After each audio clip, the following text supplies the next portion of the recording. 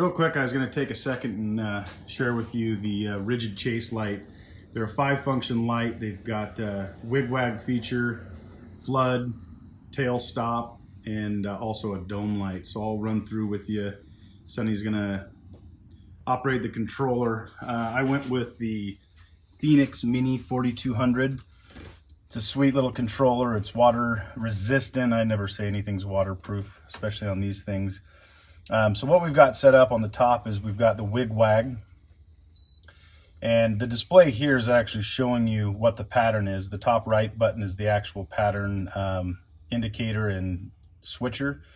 So that translates to what's happening back here. Sonny will run through a few of the different patterns. And then we'll shut those off and we'll throw the floods on real quick. Gives you plenty of light backing up at night if you're crawling or just need some additional light.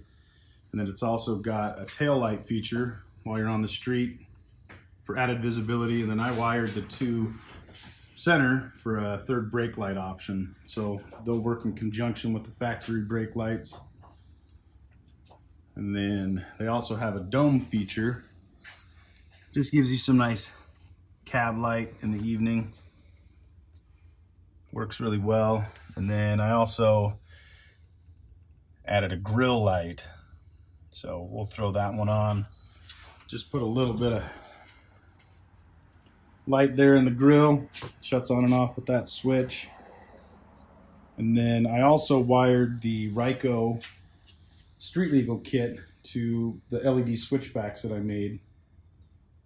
Gives it a really cool effect. We're going to be installing one of the RYCO kits on Sonny's machine next, so be sure to check out that video. We'll go through the full install.